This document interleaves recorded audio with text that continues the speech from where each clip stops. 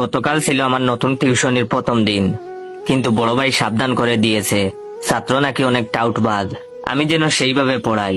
তো আমি প্রথম দিন টিউশনিতে গেলাম, গিয়ে ছাত্রকে জিজ্ঞাসা করলাম তোমার নাম কি।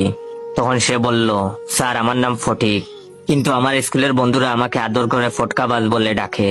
ছাত্রের মুখ থেকে এই কথা শোনায় বুঝতে পারছিলাম ছাত্র আমার 1 নম্বরের টাউটার। আমিও কম যায় না।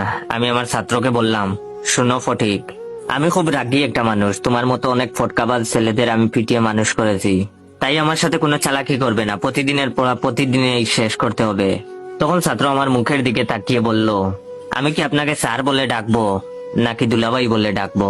তখন আমি বললাম, দুলাভাই বলে ডাকবে মানে? ফাজলামি করো, স্যার বলে ডাকবে।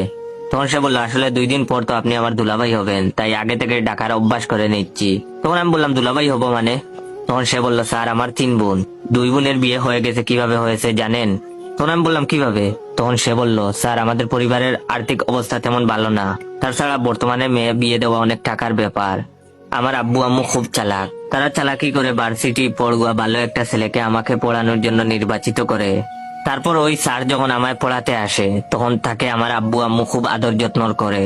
পড়ানোর সময় আমার আপু খুব সুন্দর করে সেজে স্যারের সামনে গুড়গুড় করে। তো একদিন আমাকে শিখিয়ে দেওয়া হয় আমি যেন পড়ার সময় মিথ্যা কথা বলে ওয়াশরুমে চলে যাই, আর আমিও তাই করি। তখন আপু স্যারের রুমে এসে দরজা বন্ধ করে দেয়, আর একটু পরেই আম্মু আব্বু দরজা ধাক্কাধাক্কি করতে থাকে। তখন আপুটা কান্না ভেজা চোখে দরজা খুলে। তারপর আব্বু আম্মু জোর করে ওই স্যারের সাথে আপুকে বিয়ে করিয়ে দেয়। তখন স্যারের কিছুই করার থাকে না, কারণ আব্বু আম্মু স্যারকে খুব ভয় দেখায় আর বলে বিয়ে না করলে এলাকার লোকদের জানাবে। তখন স্যার নিরুপায় হয়ে কাঁদতে কাঁদতে আপুকে বিয়ে করে। এতে টাকাও খরচ হলো না, আর ভালো ছেলের সাথেও বিয়ে দেওয়া হলো। 2 জনের বিয়ে এভাবেই হয়েছে, আর 3 নম্বর বোনের বিয়ের জন্য আব্বু আম্মু আপনাকে নির্বাচিত করেছে। ছাত্রের মুখ থেকে এইসব কথা শোনার পর আমার অবস্থা খুব খারাপ হয়ে যায়। আমি উঠে দাঁড়ানোর শক্তি পর্যন্ত হারিয়ে ফেলি, হাত পা আমার থরথর করে কাঁপতে থাকে। তখন ছাত্র আমার কানের কাছে ফিস করে বলল, স্যার একটু পর আপু আসবে চা দেবার নাম করে আপনাকে দেখতে। আমি তখন কথা বলার শক্তি পর্যন্ত হারিয়ে ফেলেছি।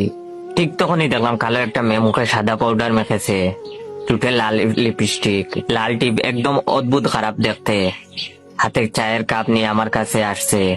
ছাত্র তখন আমার আবার ফিস করে বলল, স্যার আমার আপু, তার সাথেই আপনাকে আব্বু আম্মু জোর করে বিয়ে দিবে।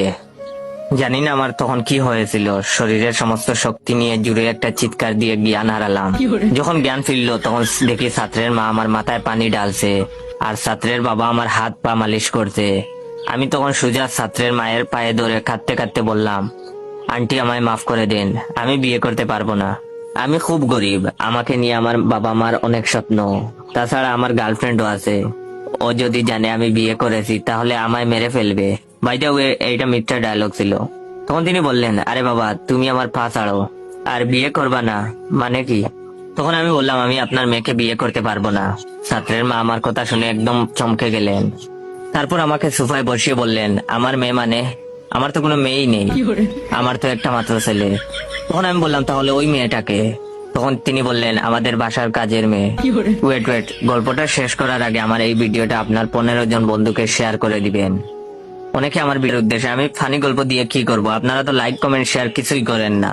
তো যদি চান আমি প্রতিদিন রেগুলার ফানি গল্প দেই, তাহলে অবশ্যই আমার এই ভিডিওটা আপনার 15 জন বন্ধুকে শেয়ার করে দিবেন, এন্ড কমেন্ট বক্সে বলবেন গল্পটা কেমন লাগছে, এরকম গল্প কি প্রতিদিন চান। যখন আন্টি বললেন ওই মেয়েটা ওনাদের বাসার কাজের মেয়ে, এই কথাটা শোনার পর আমার মাথায় আকাশ ভেঙে পড়লো। শেষে কিনে এই পিচ্চি ছেলে আমায় কাঁদিয়ে ছাড়লো। আমি তখন ছাত্রের মাকে বললাম,